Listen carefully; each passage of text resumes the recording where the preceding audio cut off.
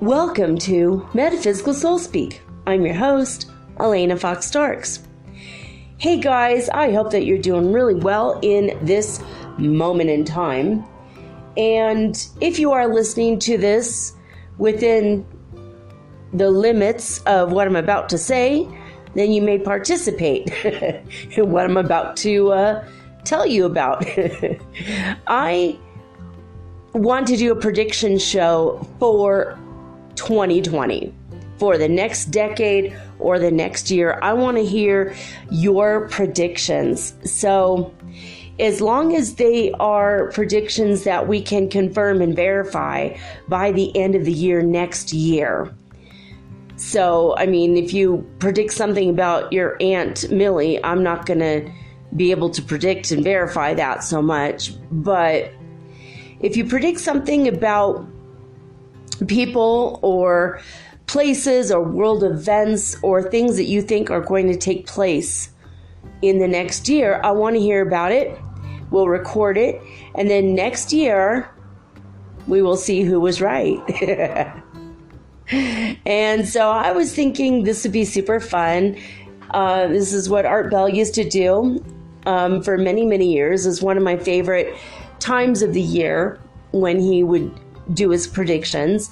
I can't really do call-ins with the way my app and setup is right now, honestly, but I can get your emails at metaphysicalsoulspeak@gmail.com, and I can record them, and I will say your name on the air, not your last name, just your first name, unless you are already famous or, you know, in the media or something and you say it's okay. But I will record your things. I will tell the world what your predictions are. If I get enough in time, now we have about 2 weeks to get them in. And you could send 2 or 3 in, and then a few days later send 2 or 3 if you want. This is, it's not going to be unlimited. I mean, don't send in like 500 predictions, but maybe we'll limit it to 12 or less because, you know, there's not that many of us, you know, here in this group right now. In next year, I'm hoping there'll be so much of us that we can lower it to 3 or less predictions. But this time, we're going to say you have a dozen predictions if you want to make. It could be something about who will win the World Series, or what volcano will erupt, or what weather anomalies might happen, anything to do with, you know, disclosure, anything. Please don't predict the deaths of world leaders. That could get us in trouble, so we don't want to do that. Other than that, just, you know, the sky's the limit. What inventions do you think will be invented this year? What you think will be released to the public? What are events that we cannot foresee? Now, you could do this through, I want to know how you arrived at these decisions. Was it a psychic insight? Do you have the gift of future sight? Or are you just making an educated guess? Or is it something you read in a science magazine and you think it's going to come true? Or are you just making it up out of your own imagination? That's okay. All of it's okay. I want to know all about it. What are your predictions for the new year?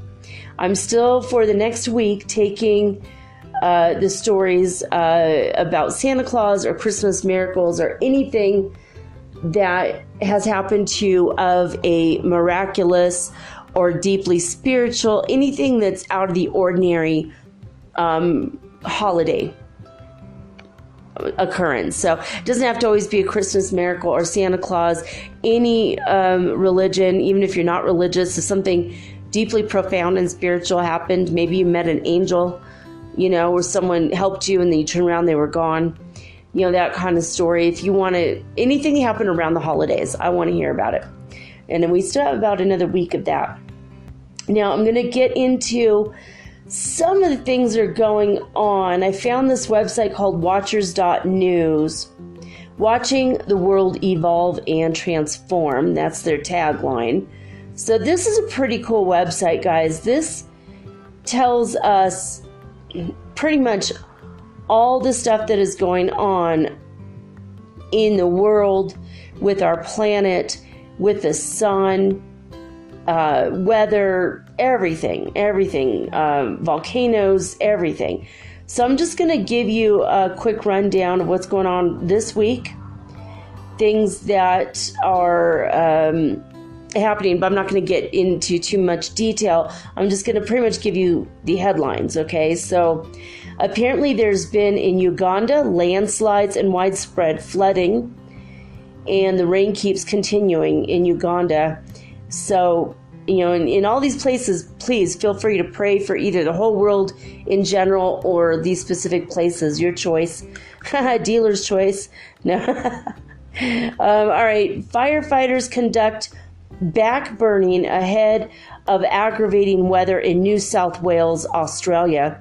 Those fires are still raging in Australia. Those poor koala bears and all the animals and the people there. I feel just so sorry for them. How come there's so much water in Uganda and not enough in Australia? Things are really out of balance still. So maybe we could focus on giving balance to the earth, possibly. If you're going to meditate and pray for that, that might be just balance, where there's not excess water anywhere and there's not fire that's out of control anywhere, Giant hole swallows 4 cars after a landslide in Brasilia. So that happened. That's crazy. Intense hailstorm and heavy downpour in Rajasthan, India. Deadly floods and landslides hit Huánuco and San Martin in Peru. And there is a cyclone in Genoa, Italy, that's bringing heavy rain and snow across the north-central Mediterranean. Now, apparently there's been massive flooding sweeping through South Trinidad. 22 areas so far have been hit by that. Let's see here. What else do we have? I was looking at the top of the page. I'm going to the bottom. So 14 people have died in the White Island volcano in New Zealand so far. The divers, I read earlier today, the divers had to go into that water, which is now very deadly. Remember, when any volcano-related thing goes into the water, it changes the nature of the water. Fish and eels have been just washing up onto the shores dead on that island where the volcano is going off. When lava flows hit the water, it creates hydrochloric acid. So I don't know when ash hits the water what happens, but remember all of the lightning strikes that happened before the eruption occurred. So, I don't know. Is it God's version of shooting fish in a barrel? Shooting all the, just magnetizing the ground from below and energizing it with electricity from above, and all the water was affected and all the fish have died and, in that general area, and they've all washed ashore. It's kind of crazy. But I guess the divers would go down looking for bodies in, near the island.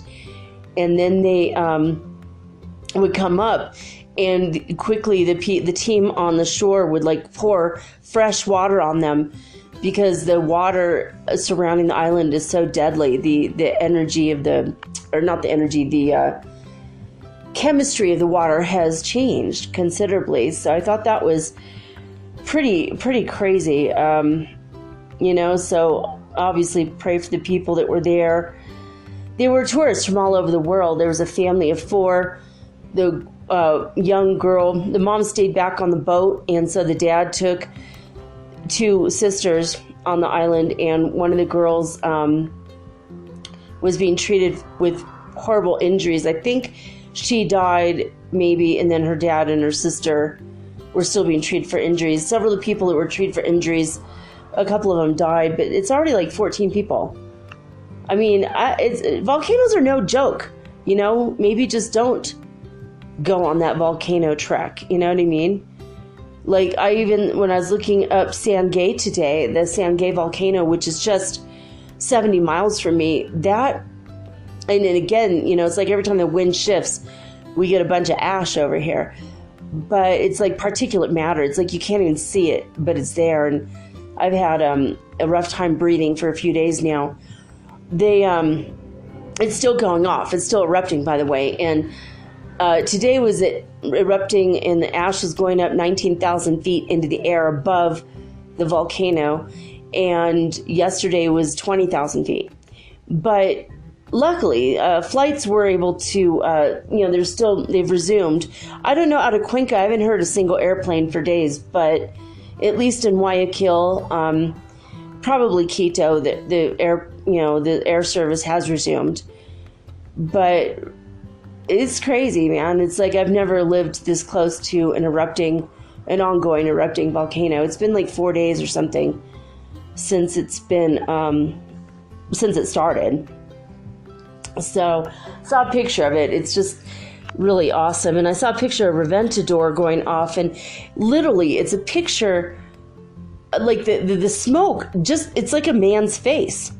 You could literally see the spirit of the troublemaker volcano came out in the smoke. It looks like a portrait of a man. It's like really crazy. And then Sangay, I saw as the smoke was coming out, it looks like a hand putting a dove to flight is what the smoke looked like.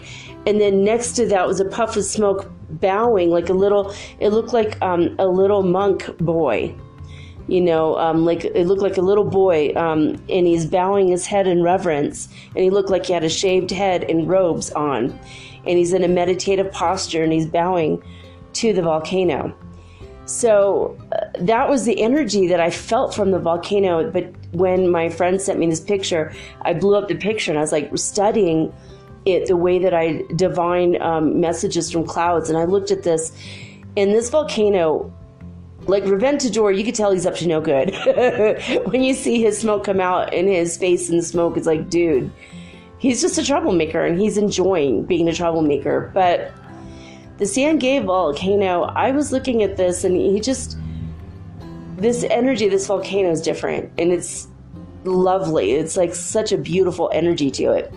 But still, don't go near it. It's not safe. None of this stuff is safe.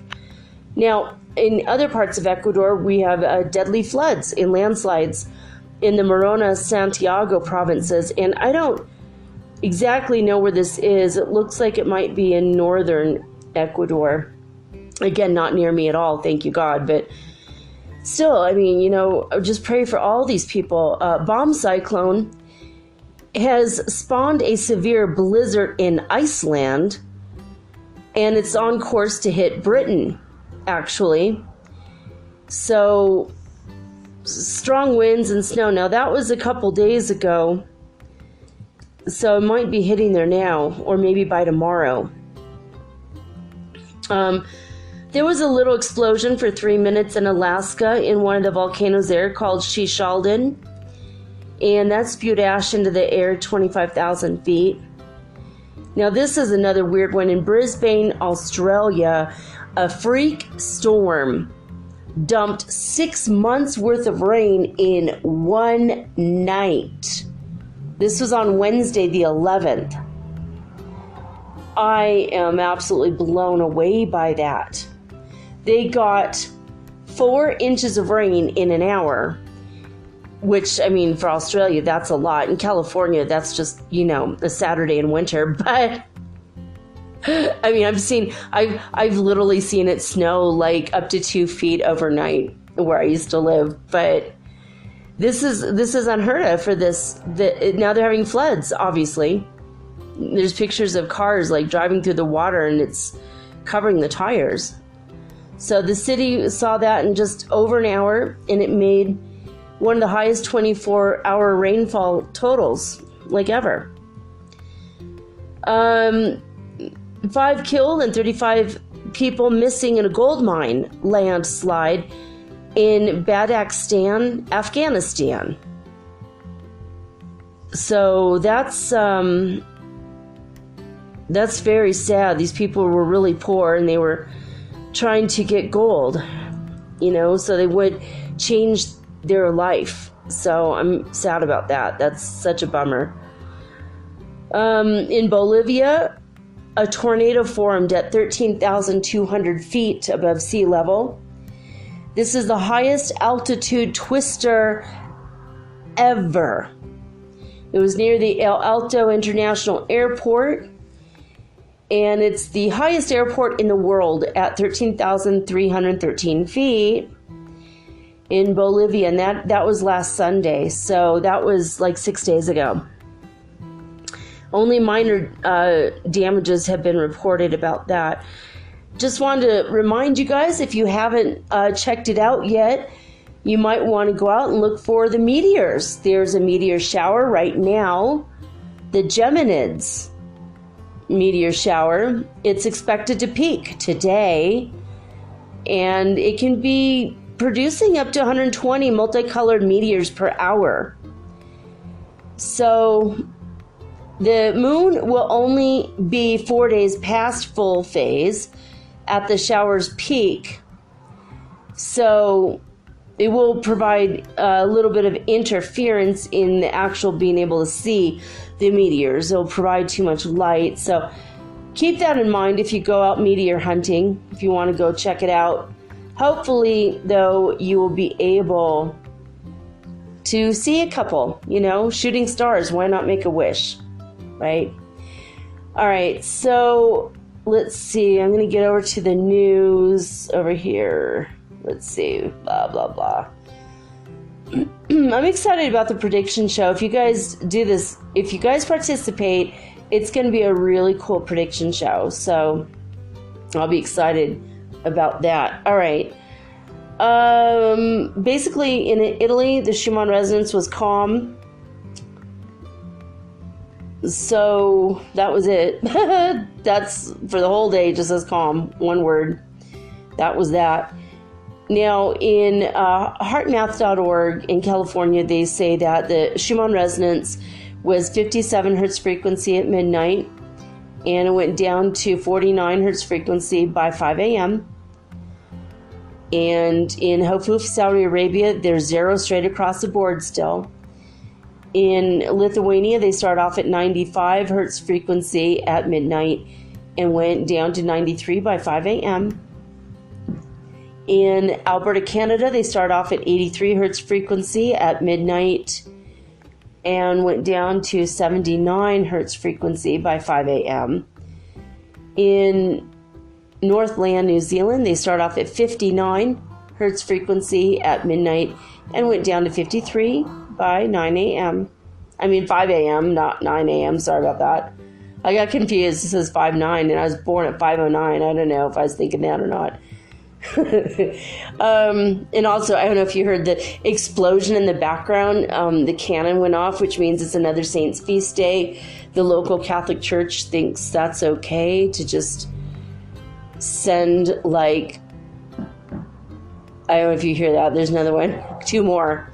They have like these massive cannons, and they send these black smoke things into the air to let everyone know it's like another saint's feast day in parts of the city. And I haven't seen exactly where, but I have read reports that are parts of Cuenca where there, if you live right next to a Catholic church that's very active in the saints, they will have a fireworks display parade daily, every day, honoring a different saint. I have yet to discover what part of the city that is, but I read that these people lived on this one block for 3 months, and every stinking day they woke up at 6 a.m. to a fireworks parade, and people chanting and laughing and being jovial and dancing through the streets, honoring yet one more saint in the Catholic Church, which I think is adorable. It's kind of cute. It's funny. It's fun. What a lovely way to wake up. But I think it would probably get old after the first 3 or 4 days, right? You're never going to ever get any sleep in the morning, and that would just drive me crazy. But I still would like to figure out where that is, where these people were staying, because it'd be interesting to see it. But sometimes we have the fireworks exploding, and sometimes it's these cannons, and I swear to God, every time it just makes me jump. I lived in LA for many years. I lived in Detroit for almost 2 years, and you hear the gunshots and you're like going to the back of the house. You're laying low and makes you jump. So every time I hear that cannon, just jump, then I forget what the hell I'm saying. But I know I have to get back to the Schumann resonance, though. Let's see here. So we did Northland, New Zealand. They were 59 and went down to 53 by 5 a.m. Now, always the winner lately is Hulului, South Africa. They start off at 218 hertz frequency at midnight, and they went down to 195 hertz frequency by 5 a.m. So they're coming down. They've had a lot, it's been kind of a crazy wave, but the peaks of the wave kind of look like a mountaintop in Arizona. They haven't been a very smooth sine wave. Or cosine, I don't know which one it is. It's been a long time since I've taken that kind of a math class, and I literally can't say that I failed it. I dropped out before I could find out my test score. I just knew I'm like, this is where I draw the line. I understand algebra and some basic math for chemistry, which is pretty much basic algebra. After that, I'm not a math person after that. It's crazy. And part of me wishes I was, because I wanted to go and get a degree in science after my degree in psychology, but that's not in the works for me, I guess. And that's okay. I'm all right with that. Both my kids are interested in physics, and my oldest wants to get a degree in it, so that's cool. Hey, one of my goals. All right, well, delegate. Let my kids do my goal. I'm just kidding. It's their goals, but all right, I'm cool with that. Someone having a degree in quantum mechanics in my family. It doesn't have to be me. All right, fine. I was the first one in my mom's side of the family, my adopted mom's side of the family, to get a degree in university. So I thought that was pretty cool. That's an accomplishment. So, all right, lesson 186 in A Course in Miracles, acim.org. This is a website for the Foundation for Inner Peace, who published originally A Course in Miracles, but you could get it on an app for absolutely free and take the lessons yourself and go more into depth, because the lessons are pretty in depth. We don't go too far into depth on the show, because that's not the whole of the show. I think there might actually be someone who does these. There might be someone who does this on a podcast form. But anyway, I just like to raise our vibrations and have some thoughts that we can just kind of stick in our subconscious mind. We hear it, we focus on it for a few minutes, and now it becomes a part of us, and it helps to raise our vibration. So lesson 186 is salvation of the world depends on me. Salvation of the world depends on me. Here is a statement that will one day take all arrogance away from every mind. Here's the thought of true humility, which holds no function as your own, but that which has been given you. It offers your acceptance of a part assigned to you without insisting on another role. It does not judge your proper role. It but acknowledges the will of God is done on earth as well as heaven. It unites all wills on earth in heaven's plan to save the world, restoring it to heaven's peace. Let us not fight our function. We did not establish it. It is not our idea. The means are given us by which it will be perfectly accomplished. All that we are asked to do is to accept our part in genuine humility and not deny with self-deceiving arrogance that we are worthy. What is given us to do, we have the strength to do. Our minds are perfectly suited to take the part assigned to us by one who knows us well. Today's idea might seem quite sobering until you see its meaning. All it says is that your Father still remembers you and offers you the perfect trust he holds in you, who are his Son. It does not ask that you be different in any way from what you are. What could humility request but this? What could arrogance deny but this? Today we will not shrink from our assignment on the specious grounds that modesty is outraged. It is pride that would deny the call for God himself.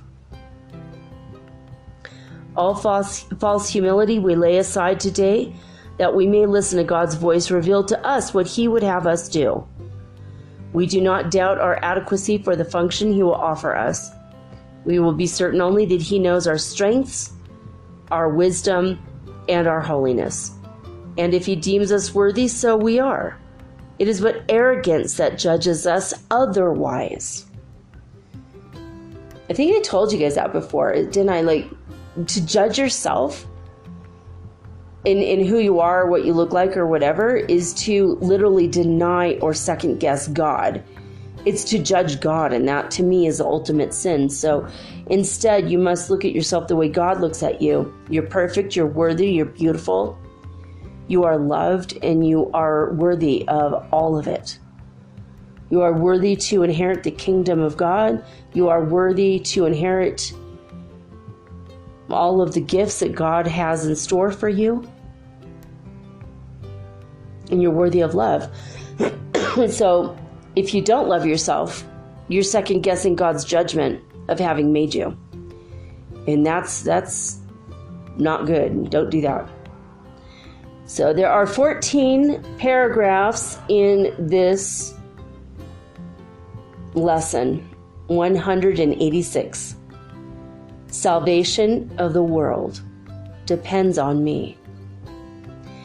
And you know what? Now is a time in which that statement is more true than it ever has been before. Keep working on yourselves. Keep working on your junk from the past, all your emotional stuff as it comes up. Don't deny it. Don't just shove it to the side and say, I let it go. Actually feel the emotion, work through it, and then let it go. Consciously choose to let it go after you've learned the lesson in the incident.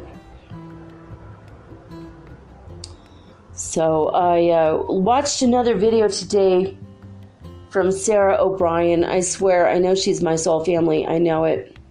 I feel it. She feels so familiar to me.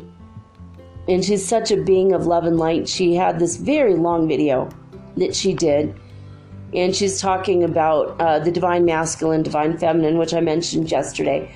New video. She has a new video out since the one I mentioned yesterday. Or maybe I just watched the end of the one that I started yesterday. But she's done like 3 this week. And before she was more consistent with the videos, but the energies are hitting her pretty hard because she's very, very sensitive to the energy. And we're all sensitive to it to one degree or another. I have a feeling she might be a little bit more so. Plus, she has some other personal stuff going on with her mother and herself. So, prayers to Sarah O'Brien and her mother. I saw a lot of blue in the sky today. Lots of purple, amethyst energy, as well as pink. It wasn't quite the rainbows before, but I'm seeing purple and blue in the sky here. Like literally the clouds are like a cobalt blue. and periwinkle blue. It's really strange. You know, the energy's hitting us. By now we should have been hit by 1, if not 3 MCEs.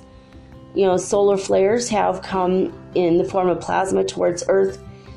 Her report was like yesterday. She does read this from, was it NOAA or NASA and OAA, like, you know, the National Weather Alert System. So it's been a very cosmic event-filled week. You know, with 12/12. And by the way, 2019 adds up to 12. Someone pointed that out.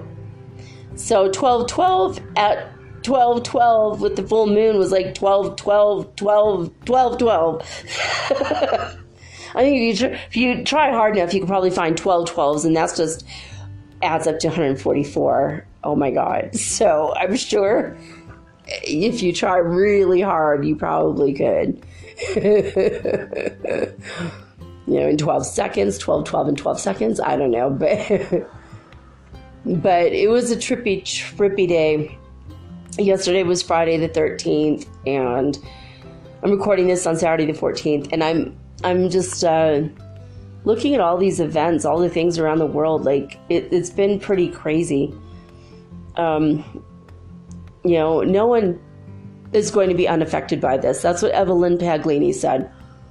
She said with all of the energies coming, all of the weather anomalies, the crazy weather alerts. Oh, in India, by the way, I think it was India, the hailstorm was like half of the size of people's hands. Enormous, like, I don't know, bigger than a Fuddruckers hamburger, if you've ever eaten there in Southern California. I don't even know if they're a restaurant anymore. I think there's one only or 2 left. But they used to be all over the place. Huge burgers.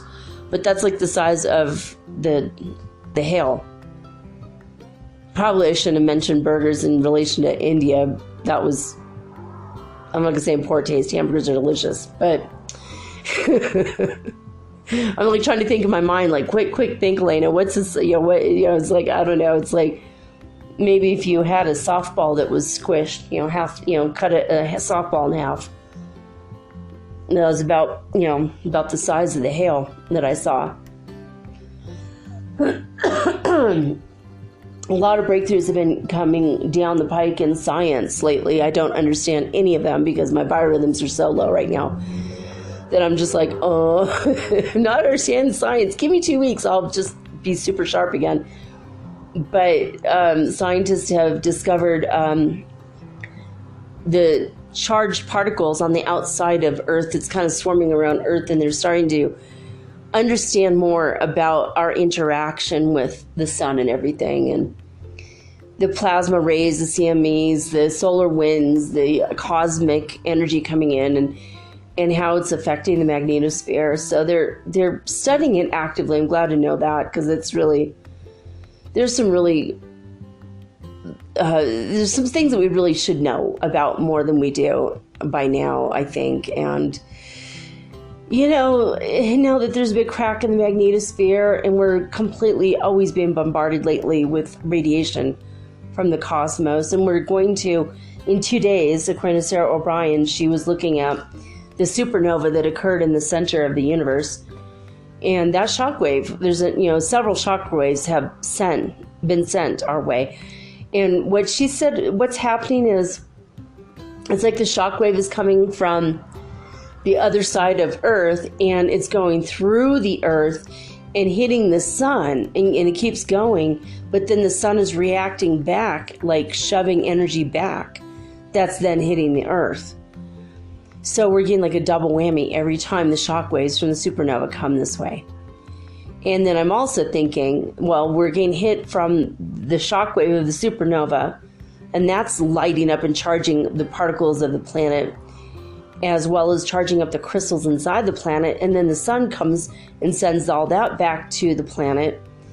So, I mean, maybe that has something to do with why we're having so many volcano eruptions and crazy weather. I don't know. I haven't even looked into earthquakes yet. That might be the next thing I look into. Seems like there should be a lot more earthquakes at this time, but we'll see. There's no sunspots. They're really weird. It's been really weird. The spot that's normally on Jupiter, that eye that's on Jupiter, it's gone. When the supernova hit and it went through our solar system, it literally just took out that spot on Jupiter. I mean, it's like a little dangerous. It's like changing things. Hopefully it's changing our DNA in a way where we can ascend our physical bodies soon. But there's going to be some stuff happening in January as well as on Monday on the 6th. Of course, people are playing with the numbers still, saying now, 12/21 is going to be a big thing again. And it might, it'll be another 333 day. 12/21, 2019, it all adds up to 333. So we'll see. And that's, the solstice. That's coming up. Then Christmas Eve and Christmas Day, and then the next day we have a solar eclipse. A lot of crazy stuff happening all in a row. And I'm going to look more into it, see what some of the more gifted psychics that I know about, what they have to say, what they see. I could ask Prime Creator as well and see what he has to say.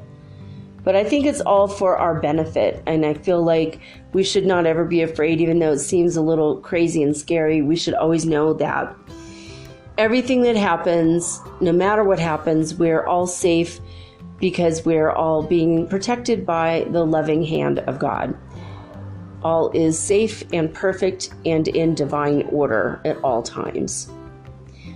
All right, guys, when I come back from this little break that I'm going to take, I am going to read you guys some classic Christmas tales that are heartwarming and sweet, whether you're Christian or not. I'm not Christian, but I love Christmas stories, and we're going to read some holiday stories. So I decided not to start a new book because I've decided to not have Saturday and Sunday show anymore for my season 2.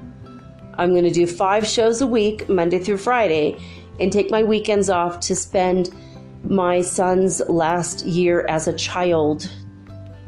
I wanted to have weekends off to hang out with my kid, to take him camping and to go, traveling throughout Ecuador. And I think it's something he really needs. He's like, why are you always working? You don't have time for me. And I'm like, all right, I bit off more than I could chew. And I know that after having worked 347 days in a row, maybe I do need and deserve a break. So I've decided to take all my weekends off, and most of you use my show for commuting Monday through Friday, going to your job. So, you'll figure it out. You'll make it work, because like Monday's show will be available Tuesday, no matter where in the world you are. So you could use Friday's show for Monday's commute. You'll figure it out. Or you could go back and listen to old shows from this year. There will be 365 to choose from. Yay! So that's it, guys. That's just what I've decided to do. I need those extra 2 days a week. There's a reason why there's a weekend, I suppose, and I figured that one out a couple months back when I'm like, oh my God, even though I love doing the show and I just think about it all day long, but I know I need a mental break. And also I want to start trying to figure out a way to organize and type out and publish all the transcripts from my first season show and shows, so that people who are deaf, because I've heard from deaf people who cannot hear a podcast, they're like, where are the transcripts? I'm like, oh my God. And plus, some people prefer to read rather than listen. So why not? So I've got to work on that and figure that out as well for the coming year. So those are my announcements, and I'm going to take a quick break.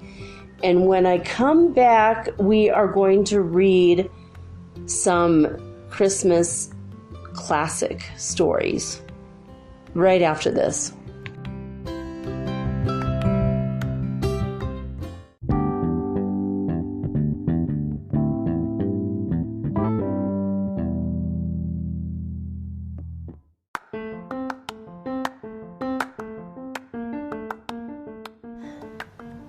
If you haven't heard about Anchor, it's high time you did. It is the absolute easiest way to make a podcast. First of all, it's absolutely free. Second of all, they have creation tools that allow you to record and edit your podcast right from your phone or your computer. You guys have known that I've been doing this for 8 months using the Anchor.fm app right on my cell phone, and I have done it everywhere, right? I have recorded this in my living room, my bedroom, little cafes in Quito, Ecuador, all over Cuenca. It's so absolutely easy to make your podcast, and editing is just a snap. Anchor also will distribute your podcast for you, and it took me about 2.5 months to become syndicated, and now I'm available on Spotify, Apple Podcasts, and many more, and so can you. You can make money from your podcast also, and there's no minimum requirement. You get paid from your very first listener. It is everything that you need to make a podcast all in one place. So please, if you are interested in making a podcast of your very own, do not hesitate to start with Anchor. Download the free Anchor app or go to anchor.fm to get started today.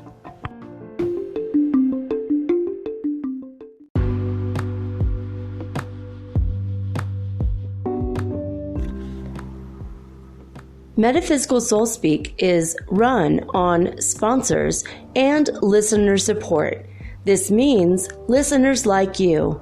If you are so inclined to support my efforts and my little podcast, please visit me at anchor.fm/metaphysical and pledge an amount of your choosing today. Thank you.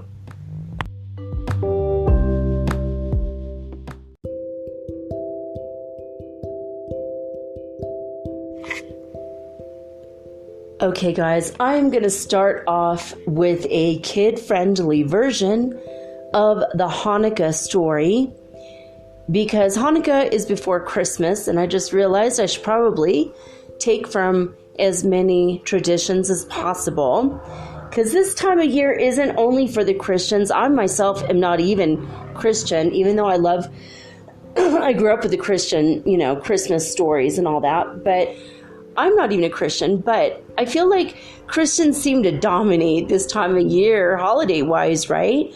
But there's a lot of traditions from around the world that have nothing to do with that religion. So we're going to start with Hanukkah, which is a part of Judaism. It's one of the holidays that Jewish people celebrate. And this is a very cool story that I found. It's on reformjudaism.org, and it is written by Rabbi Sarah Sapadin, and she lives in New York with her family where they're raising their dog to be Jewish, according to her byline. And she's a rabbi. She serves at the Temple Emmanuel in New York City as an adjunct rabbi, and she has written for many Jewish publications and also is a proud contributor to the Sacred Calling for Decades of Women in the Rabbinate. So that sounds super cool. I'm proud of her. I don't even know her, but I'm proud of her. Because, I don't know. There was a time, I don't know if you ever saw Yentl, but there was a time when Jewish women were not allowed to read the Torah, so let alone be rabbis. So that makes me really happy that there's been so many strides for women. I mean, it's like we've worked so hard for hundreds of years just to be thought of as equal in so many ways. So, woohoo! Go Rabbi Sarah. Okay. Long ago, before even our grandparents' were alive, the land of Israel was ruled by a wicked king named Antiochus Epiphanes. King Antiochus counted many Jews among his subjects, and just like so many of us today, our Jewish ancestors lived their lives according to Jewish custom and traditions. Like us, they celebrated Shabbat and marked the festivals of Passover, Sukkot, and Shavuot. Hopefully I said that right. If I didn't, my apologies. Okay, unlike us, though, our Jewish ancestors worshipped at the temple, the ancient temple in the city of Jerusalem. This temple was the holiest of holy places, the center of Jewish life. But King Antiochus did not want to rule over a nation of many religions and many cultures. He wanted to rule one nation with one religion and one culture. He wanted all the people of his land to live the way he lived and to pray the way he prayed, according to Greek customs. And this meant that he did not want the Jewish people to dress differently or worship differently or eat differently. Under King Antiochus, the practice of Judaism was completely abolished. He forbid the Jews from celebrating Shabbat. He forbid the Jews from observing the festivals. He also forbid the Jews from reading or studying the Torah. But perhaps worst of all, King Antiochus forbid Jewish worship in the temple, and he turned the holy temple into a place that became very unholy, making a real mess by setting up idols and altars to the Greek gods inside. Many Jews were afraid for their lives, and so they felt forced to follow the king's orders. But one group of brave souls decided that they would not submit to the king. Good for them. Okay, it doesn't say. I'm like, good for them. I have never heard this story, so I've heard parts of it, but never the whole thing. They would not worship foreign gods or give up their Jewish way of life. This group of people, they were called the Maccabees. See, I knew that when Ross Geller told this to his child, dressed as the holiday armadillo on Friends. This is the only thing I knew about this, so was that they were called the Maccabees. They were determined to take back their temple and defend their religious freedom. The Maccabees were led at first by a man named Mattathias and later by his son Judah. Compared with the king's army, they were small in number and they were mighty in spirit. With faith and relentless determination as their guides, the Maccabees won a stunning victory over the king's army. They fought hard, and against all odds, they won. The Maccabees successfully took back the temple from King Antiochus, but they were heartbroken to discover the king did not take care of their holy space. They got to work cleaning it and purifying it, and they removed all the foreign idols and altars that the king had set up inside. They lovingly cleansed every inch of the temple, and then on the 25th day of the month of Kislev, the Maccabees held a glorious rededication ceremony. The word Hanukkah means dedication. And it comes from the moment when the temple was triumphantly returned to the Jewish people. The most famous story about that rededication comes from our Talmud, where we read that when the Maccabees walked into the temple, they found only enough oil to light the menorah or lamp for one day. But miraculously, that small amount of oil, it lasted for 8 days, which is exactly how long it took them to get new oil. Today, the celebration of Hanukkah lasts for 8 days in honor of the miracles that occurred so many years ago. We light 8 candles on the Hanukkah, 1 candle the first night, 2 candles the second night, and so on. And we eat latkes, which are potato pancakes and other foods fried in oil. Oh my God, latkes are so good. My youngest kid learned how to make latkes at the Boys and Girls Club of Chico, and he's really good at it. And so my favorite, like when he says, let's do latkes, oh, it's like one of my favorite days. Okay. And it says, okay, continue with the story. We spin the dreidel, whose letters remind us Nes Gadol Hayasham. A great miracle happened there. Hopefully I said that right. My apologies if I did not. Nes Gadol Hayasham. A great miracle happened there. We give and we receive chocolate coins called gelt and exchange gifts too. With every Hanukkah candle we light, we illumine the most important messages of all, that we must work to find the light in the darkness. Aw, so sweet. And we must always work to keep the light of religious freedom burning for all people, for all time. So there you go. That is, again, taken from reformedjudaism.org. That is called a kid-friendly version of the Hanukkah story. Yay! By Rabbi Sarah Sapatin.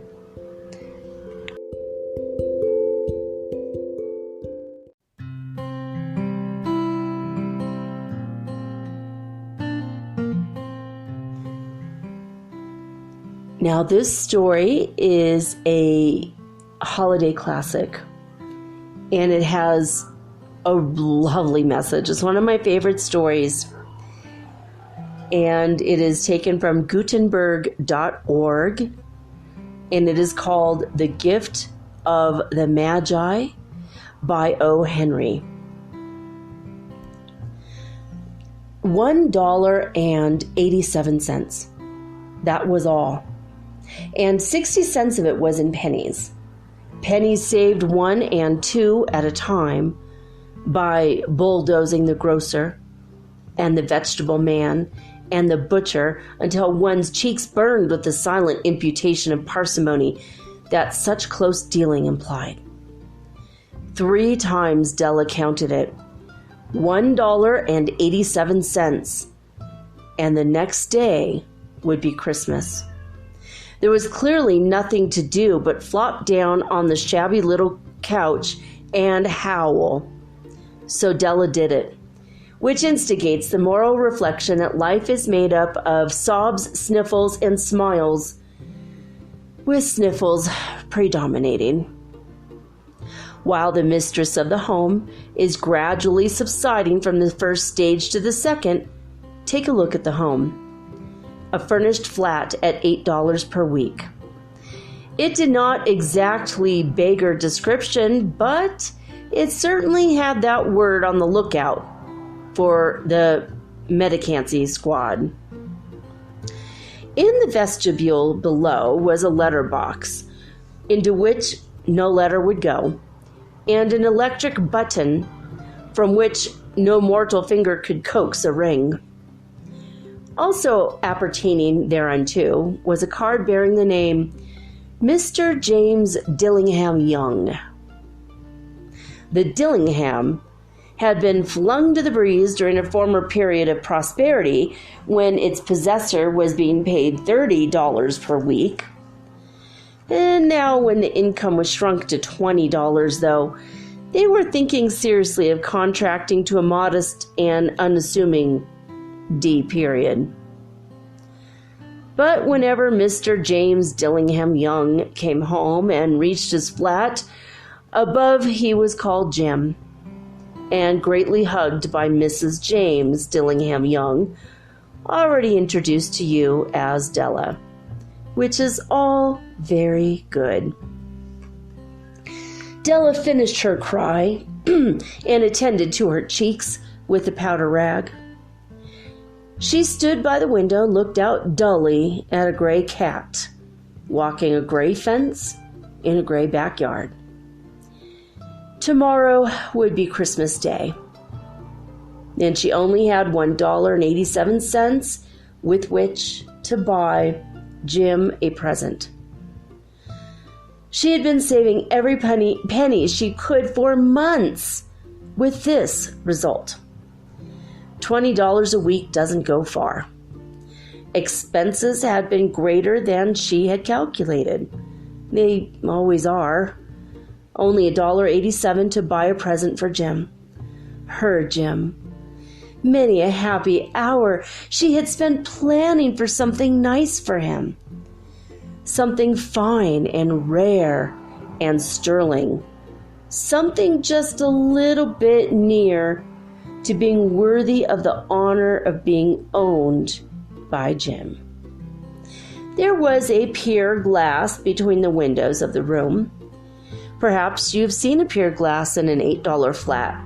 A very thin and very agile person may, by observing his reflection in a rapid sequence of longitudinal strips, obtain a fairly accurate conception of his looks.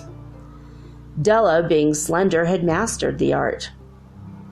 Suddenly she whirled from the window and stood before the glass. Her eyes were shining brilliantly, but her face had lost its color within 20 seconds. Rapidly, she pulled down her hair and let it fall to its full length. Now, there were two possessions of the James Dillingham Youngs in which they both took a mighty pride. One was Jim's gold watch that had been his father's and his grandfather's. The other was Della's hair. Had the Queen of Sheba lived in the flat across the air shaft, Della would have let her hair hang out the window someday to dry, just to depreciate Her Majesty's jewels and gifts. Had Solomon, King Solomon himself, been the janitor, with all his treasures piled up in the basement, Jim would have pulled out his watch every time he passed, just to see him pluck at his beard from envy. So now, Della's beautiful hair fell about her, rippling and shining like a cascade of brown waters. It reached below her knee and made itself almost a garment for her. And then she did it up again nervously and quickly. Once she faltered for a minute and stood while a tear or two splashed down on the worn red carpet. On went her old brown jacket, on went her old brown hat. With a whirl of skirts and the brilliant sparkles still in her eyes, she fluttered out the door and down the stairs to the street. Where she stopped, the sign read, Mademoiselle Sophronie, hair goods of all kinds. One flight up, Della ran and collected herself, panting. Madame, large, too white, chilly, hardly looked the Sophronie. Will you buy my hair? Asked Della. I buy hair, said Madame. Take your hat off and let's have a sight at the looks of it. Well, down rippled the brown cascade. $20, said Madame, lifting the mass with a practiced hand. Give it to me quick, said Della. Oh, and the next 2 hours tripped by on rosy wings. Forget the hash metaphor. She was ransacking the stores for Jim's present. She found it at last. It surely had been made for Jim and no one else. There was no other like it in any of the stores, and she had turned all of them inside out. It was a platinum fob chain, simple and chaste in design, properly proclaiming its value by substance alone and not by meretricious ornamentation, as all good things should do. It was even worthy of the watch. As soon as she saw it, she knew that it must be Jim's. It was like him, quietness and value. The description applied to both. $21 they took from her for it, and she hurried home with the 87 cents. With that chain on his watch, Jim might be properly anxious about the time in any company. Grand as the watch was, he sometimes looked at it on the sly on account of the old leather strap that he used in place of a chain. When Della reached home, her intoxication gave way a little to prudence and reason. She got out her curling irons and lighted the gas and went to work repairing the ravages made by generosity added to love. Which is always a tremendous task, dear friends, a mammoth task. Within 40 minutes, her head was covered with tiny, close-line curls that made her look wonderfully like a truant schoolboy. She looked at her reflection in the mirror long, carefully, and critically. Well, if Jim doesn't kill me, she said to herself, before he takes a second look at me, he'll say I look like a Coney Island chorus girl. But what could I do? Oh, what could I do with $1.87? At 7 o'clock, the coffee was made, and the frying pan was on the back of the stove, hot and ready to cook the chops. Jim was never late. Della doubled the fob chain in her hand and sat on the corner of the table near the door that he always entered. Then she heard a step on the stairway, away down on the first flight, and she turned white for just a moment. She had a habit of saying a little silent prayer about the simplest everyday things, and now she whispered, "Please, God, make him think I am still pretty." The door opened and Jim stepped in and closed it. He looked thin and very serious. Poor fellow, he was only 22 years old, and to be burdened with the family. He needed a new overcoat, and he was without gloves. Jim stopped inside the door, as immovable as a setter on the scent of quail. His eyes were fixed upon Della, and there was an expression in them that she could not read, and it terrified her. It was not anger, nor surprise, nor disapproval, nor horror, nor any of the sentiments that she had been quite prepared for. He simply stared at her fixedly with that peculiar expression on his face. Della wriggled off the table and went for him. "Jim, darling," she cried, "don't look at me that way. I had my hair cut off and sold because I could not have lived through another Christmas without giving you a present. It'll grow again. It will grow out again. You won't mind, will you? I just had to do it. My hair grows awfully fast. Say Merry Christmas, Jim, and let's be happy. You know what a beautiful, nice gift, I've gotten for you." "You've cut off your hair?"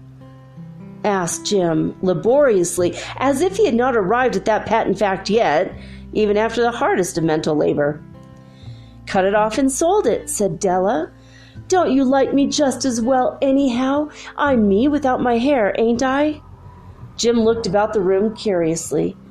"You say your hair is gone?" He said, almost with an air of, almost idiocy. "You needn't look for it," said Della. "It's sold, I tell you, sold and gone too. It's Christmas Eve, boy. Be good to me, for it went for you. Maybe the hairs of my head were numbered," she went on with sudden serious sweetness, "but nobody could ever count my love for you. Shall I put the chops on, Jim?" Out of his trance, Jim seemed quickly to wake. He enfolded his Della. For 10 seconds, let us regard with discreet scrutiny some inconsequential object in the other direction. $8 a week or $1 million a year, what is the difference? A mathematician or a wit would give you the wrong answer. The Magi brought valuable gifts, but that was not among them. This dark assertion will be illuminated later on. Jim drew a package from his overcoat pocket and threw it upon the table. "Don't make any mistake, Dell," he said, "about me. I don't think there's anything in the way of a haircut or a shave or a shampoo that could make me like my girl any less. But if you'll unwrap that package, you may see why you had me going a while at first." White fingers and nimble tore at the string and paper, and then an ecstatic scream of joy, and then, alas, a quick feminine change to hysterical tears and wails, necessitating the immediate employment of all the comforting powers of the lord of the flat. For there lay the combs, the set of combs, side and back, that Della had worshipped long in a Broadway window. Beautiful, beautiful combs, pure tortoise shell with jeweled rims, just the shade to wear in the beautiful vanished hair. They were expensive combs, she knew, and her heart had simply craved and yearned over them without the least hope of possession. And now they were hers, but the tresses that should have adorned the coveted adornments were gone. But she hugged them to her bosom, and at length she was able to look up with dim eyes and a smile and say, "My hair grows so fast, Jim." And then Della leaped up like a little singed cat and cried, "Oh, oh!" Jim had not seen his beautiful present. She held it out to him eagerly upon her open palm. The dull, precious metal seemed to flash with a reflection of her bright and ardent spirit. "Isn't it a dandy, Jim? I hunted all over town to find it. You'll have to look at the time 100 times a day now. Give me your watch. I want to see how it looks on it." Instead of obeying, Jim tumbled down on the couch and put his hands under the back of his head, and he smiled. "Dell," he said, "let's put our Christmas presents away and keep them a while. They're too nice to use just at present. I sold the watch to get the money to buy your combs. And now suppose you put the chops on, huh?" The Magi, as you know, were wise men, wonderfully wise men, who brought gifts to the babe in the manger. They invented the art of giving gifts for Christmas, of giving the Christmas presents. Being wise, their gifts were no doubt wise ones, possibly bearing the privilege of exchange in case of duplication. And here I have lamely related to you the uneventful chronicle of two foolish children in a flat, who most unwisely sacrificed for each other the greatest treasures of their house.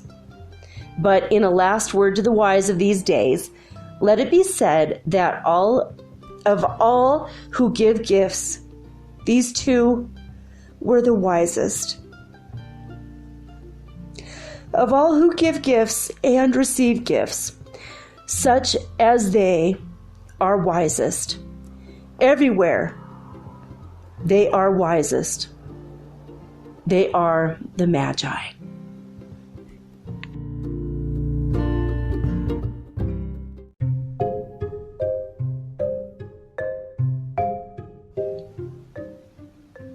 Our next story is taken from Gutenberg.org, and the name of the book is The Children's Book of Christmas Stories by Various, and it's edited by Asa Dawn Dickinson and Ada M. Skinner. So we're going to actually read a couple stories from this one, but we're going to first go to The Legend of Babooshka. This is a legend that was from Russia originally, and so this is the adaptation in English from the original Russian. And it was originally published by the Milton Bradley Company from the Children's Hour. And again, this is the legend of Babooshka. It was the night the dear Christ child came to Bethlehem. In a country far away from him, an old woman named Babooshka sat in her snug little house by her warm fire.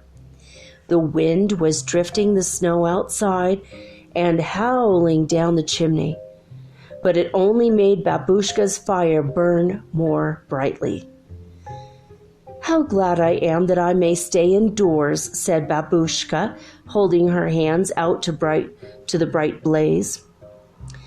But suddenly she heard a loud rap at her door.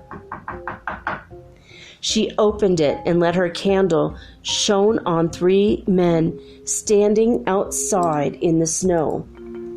Their beards were white as the snow and so long that they reached the ground. Their eyes shone kindly in the light of Babooshka's candle, and their arms were full of precious things, boxes of jewels, sweet-smelling oils, and ointments. "We have traveled far, Babooshka," they said, "and we stopped to tell you of the baby prince born this night in Bethlehem. He comes to rule the world and teach all men to be loving and true. We carry him gifts. Come with us, Babooshka." But Babooshka looked at the drifting snow and then inside her cozy room and the crackling fire. "It is too late for me to go with you, good sirs," she said. "The weather is too cold." She went inside again and shut the door, and the old men journeyed on to Bethlehem without her. But as Babooshka sat by her fire rocking, she began to think about the little Christ child, for she loved all babies. "Tomorrow I will go and find him," she said. "Tomorrow, when it is light, and I will carry him some toys." So when it was morning, Babooshka put on her long cloak and took her staff and filled her basket with the pretty things a baby would like: gold balls, wooden toys, and strings of silver cobwebs. And she set out to find the Christ child. Oh, but Babooshka had forgotten to ask the 3 old men the road to Bethlehem, and they traveled so far through the night that she could not overtake them. Up and down the road she hurried through woods and fields and towns, saying to whomever she met, "I go to find the Christ child. Where does he lie? I bring some pretty toys for his sake." But no one could tell her the way to go, and they all said, "Farther on, Babooshka, farther on." So she traveled on and on and on for years and years. But she never found the little Christ child. They say that old Babooshka is still traveling, still looking for him. When it comes time for Christmas Eve and all children are lying fast asleep, Babooshka comes softly through the snowy fields and towns, wrapped in her long cloak and carrying her basket on her arm. With her staff, she raps gently at the doors, and she goes inside and holds her candle close to the little children's faces. "Is he here?" she asks. "Is the little Christ child here?" And she turns sorrowfully away again, crying, "Farther on, farther on." But before she leaves, she takes a toy from her basket and lays it beside the pillow for a Christmas gift. "For his sake," she says softly. And then she hurries on through the years and forevermore in search of the little Christ child.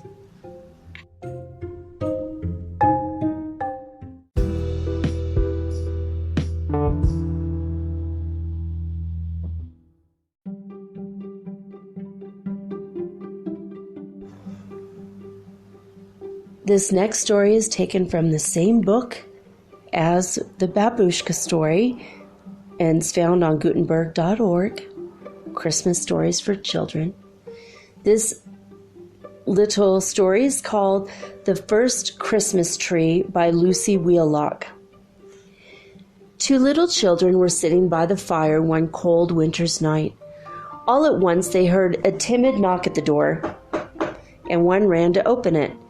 There, outside in the cold and darkness, stood a child with no shoes upon his feet and clad in thin, ragged garments. He was shivering with cold, and he asked to come in and warm himself.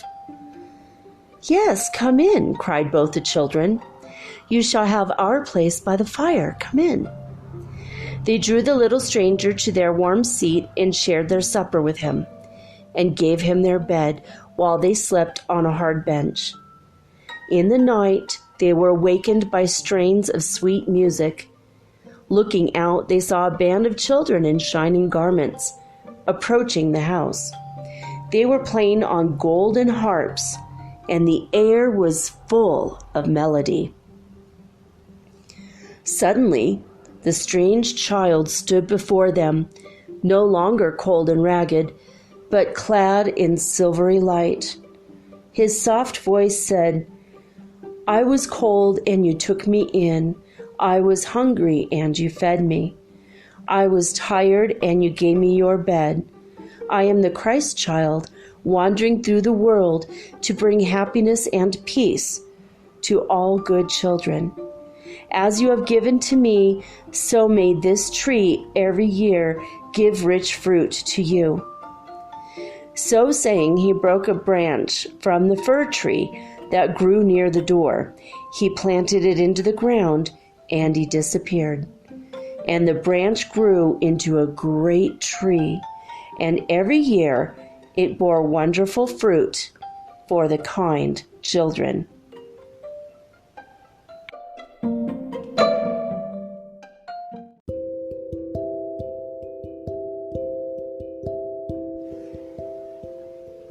This next story is taken by the same book, the Children's Book of Christmas Stories. You can read this at Gutenberg.org. This story is called A Christmas Star. It is published by permission of the American Book Company. And since it's on Gutenberg, we can read it, just like all the others, because these are old stories. This was written by Catherine Pyle, Pyle. "Come now, my dear little stars," said Mother Moon, "and I will tell you the Christmas story." Every morning for a week before Christmas, Mother Moon used to call all the little stars around her and tell them a story. It was always the same story, but the stars never wearied of it. It was the story of the Christmas star, the Star of Bethlehem. When Mother Moon had finished the story, the little stars always said, "And the star is still shining, isn't it, Mother Moon, even if we can't see it?" And the Mother Moon would answer, "Yes, my dears, only it now shines for men's hearts instead of their eyes." Then the stars would bid the Mother Moon good night and put on their little blue nightcaps and go to bed in the sky chamber. For the stars' bedtime is when people down on the earth are beginning to waken and see that it is morning. But that particular morning, when the little stars said good night and went away quietly, one golden star still lingered beside Mother Moon. "What is the matter, my little star?" asked Mother Moon. "Why don't you go with your little sisters?" "Oh, Mother Moon," said the golden star, "I am so sad. I wish I could shine for someone's heart like that star of wonder that you tell us about." "Why aren't you happy up here in the sky country?" asked Mother Moon. "Yes, I have been very happy," said the star, "but tonight It just seems as if I must find some heart to shine for." "Then, if that is so," said Mother Moon, "the time has come, my little star, for you to go through the wonder entry." "The wonder entry? What is that?" asked the star. But the Mother Moon made no answer. Rising, she took the little star by the hand and led it to a door that it had never seen before. The Mother Moon opened the door, and there was a long, dark entry. At the far end was shining a little speck of light. "What is this?" asked the star. "It is the wonder entry, and it is through this that you must go to find the heart where you belong," said the Mother Moon. Then the little star was afraid. It longed to go through the entry as it had never longed for anything before, and yet it was afraid and clung to the Mother Moon. But very gently, almost sadly, the Mother Moon drew her hand away. "Go, my child," she said. Then, wondering and trembling, the little star stepped into the wonder entry, and the door of the sky house closed behind it. The next thing the star knew, it was hanging in a toy shop with a whole row of other stars, blue and red and silver. It itself was gold. The smell of evergreen filled the shop and was full of Christmas shoppers, men and women and children.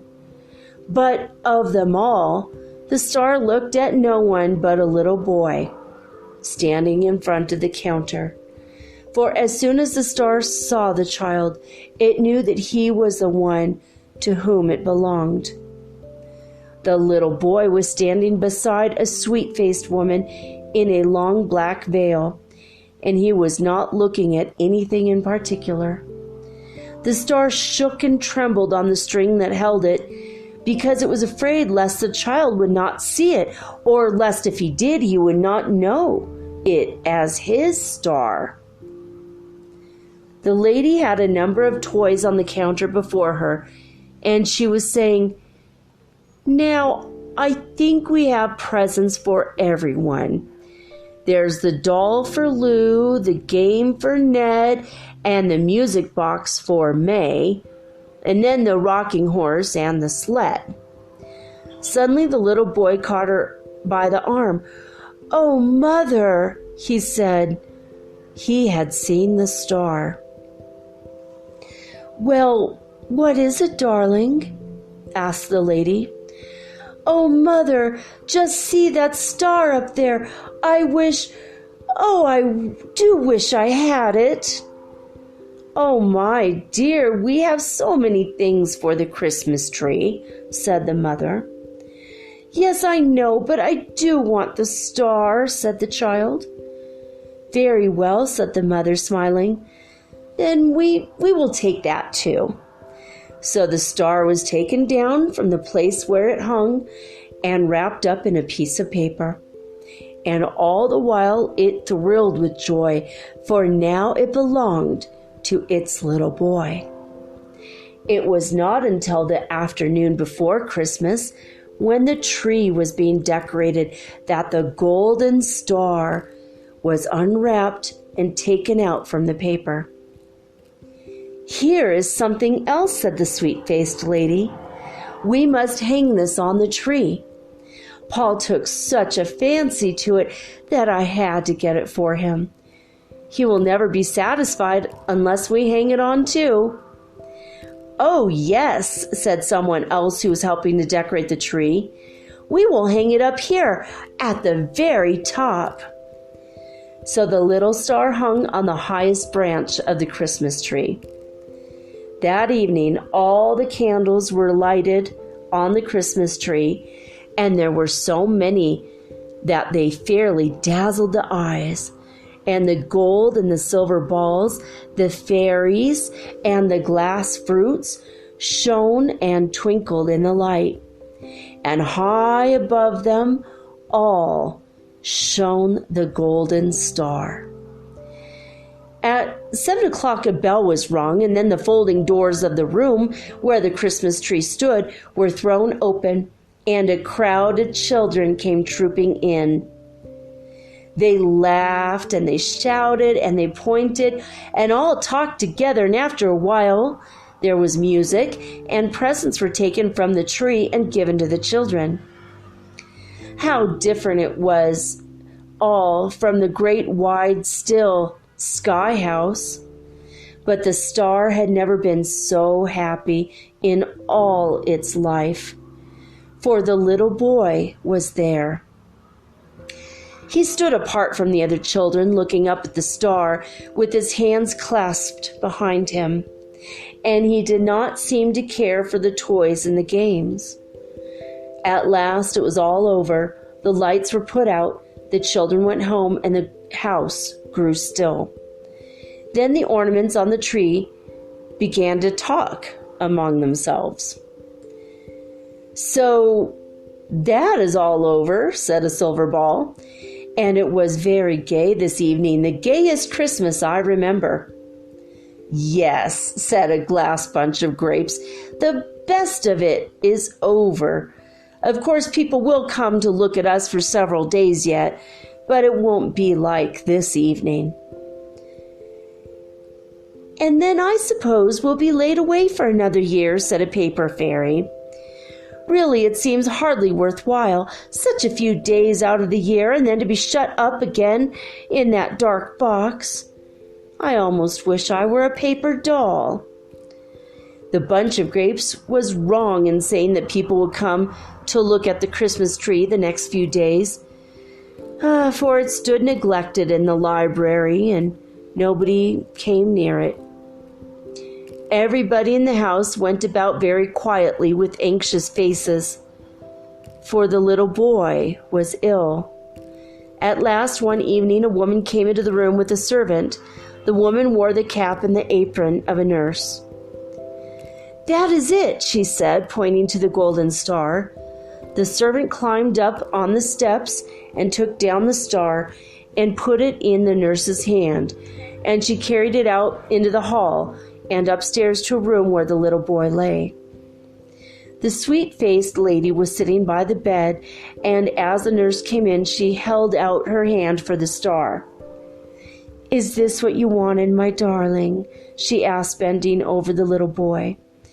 The child nodded and held out his hands for the star, and as he clasped it, in a wonderful shining smile came over his face.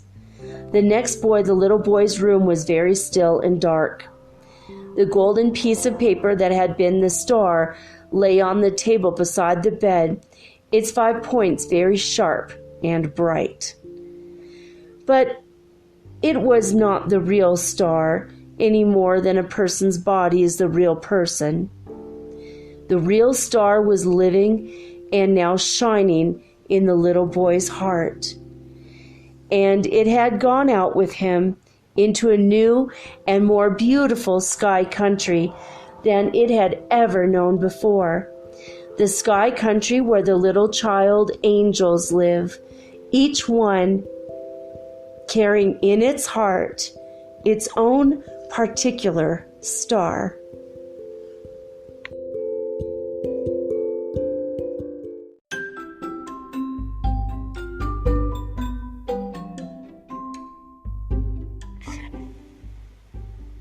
This next story is also taken from the Children's Book of Christmas Stories, and you can read it for free at Gutenberg.org. This is the very first story in the book, and it's by Charles Dickens. Yay! And it's called Christmas at Fezziwig's Warehouse. "Yo-ho, my boys," said Fezziwig. "No more work tonight. Christmas Eve, Dick. Christmas, Ebenezer. Let's have the shutters up," cried old Fezziwig. with a sharp clap of his hands, before a man can say Jack Robinson. "Hilly-ho!" cried old Fezziwig, skipping down from the high desk with wonderful agility. "Clear away, my lads. Let's have lots of room here. Hilly-ho, Dick, cheer up, Ebenezer." Clear away. There was nothing they wouldn't have cleared away, or couldn't have cleared away, with old Fezziwig looking on. It was done in a minute. Every movable was packed off, as if it were dismissed from public life forevermore. The floor was swept and watered, the lamps were trimmed, fuel was heaped upon the fire, and the warehouse was as snug and warm and dry and bright a ballroom as you would desire to see on a winter's night. In came a fiddler with a music book and went up to the lofty desk and made an orchestra of it, and tuned like 50 stomach aches. In came Mrs. Fezziwig, one vast substantial smile. In came the three Misses Fezziwig, beaming and lovable. In came the 6 followers whose hearts they broke. In came all the young men and women employed in the business. In came the housemaid with her cousin the baker. In came the cook with her brother's particular friend the milkman. Particular friend the milkman. In came the boy from over the way, who was suspected of not having board enough from his master, trying to hide himself behind the girl from next door, but one who was proved to have had her ears pulled by her mistress. In they all came anyhow and everyhow. Away they all went, 20 couple at once. Hands half round and back again the other way, down the middle and up again, round and round in various stages of affectionate grouping. Affectionate grouping. Old top couple always turning up in the wrong place. New top couple starting off again as soon as they got there. All top couples at last, and not a bottom one to help them. When this result was brought about, the fiddler struck up Sir Roger de Coverley.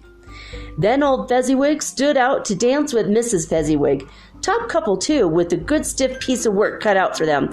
3 or 4 or 20 pairs of partners, people who were not to be trifled with, people who would dance and had no notion of walking.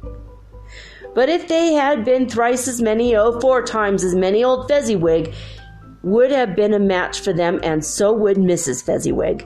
As to her, she was worthy to be his partner in every sense of the term. If that's not high praise, tell me higher and I'll use it. A positive light appeared to issue from Fezziwig's calves.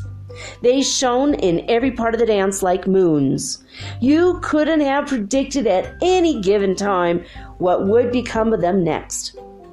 And when old Fezziwig and Mrs. Fezziwig had gone all through the dance, advance and retire, both hands to your partner, bow and curtsy, corkscrew, thread the needle and back again to your place, Fezziwig cut so deftly that he appeared to wink with his legs, and came upon his feet again with a stagger. When the clock struck 11, the domestic ball broke up. Mr. and Mrs. Fezziwig took their stations, one on either side of the door, and shaking hands with every person individually as he or she went out, wished him or her a Merry Christmas. Well, guys, I hope that you are able to dance your way happily and joyfully through the rest of this holiday season, no matter what holiday it is that you celebrate, whether it is Kwanzaa, Hanukkah, or Christmas, or if the recently passed Diwali was your jam, or maybe it's the solstice coming up because you are pagan, maybe you celebrate Yule. Or maybe you just enjoy the season and you enjoy to see all the people around you dancing and being merry and laughing it up, and you want to join them, go right ahead. There's nothing stopping you from having the spirit of the season in your heart and dancing feet as you glide through your days, the last of the days of the last month of the year and the last month of the decade. Well, that's all I gotta say for tonight, guys. I love each and every one of you, and I'm grateful to have you on this ascension journey with me. We are all in this together. And for that, I will always be truly grateful. Signing off with peace and joy and the high vibes of the holy fifth dimension.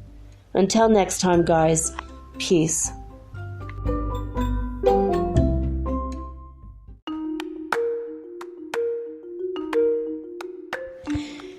Do you ever wish you could look into the next chapter in your book of life and see what's coming next? What does the universe have in store for you? I can help you with that. I will give you a Celtic cross reading, which is 10 cards, or you can ask me 3 questions, and I use 3 cards per question. So that's 9 cards, or I can channel your higher guidance, or maybe God directly for you. Maybe you want to talk to your dear departed Aunt Edna, because maybe you have a few questions and she was the smartest person you knew. If your deceased relatives are available or your ascended masters, I can channel them for you personally. Let me have 1 hour to show you the future in your next chapter of your book of life. Readings are $75, and it takes me an hour to an hour and a half to complete. And for this price, you will also be hooked up to the healing grid around the planet for free, which means yours truly, me, I will be giving you Reiki 24 hours a day, 7 days a week for the rest of your life. All you have to do is let me know. MetaphysicalSoulspeak@gmail.com, and we will explore your future together.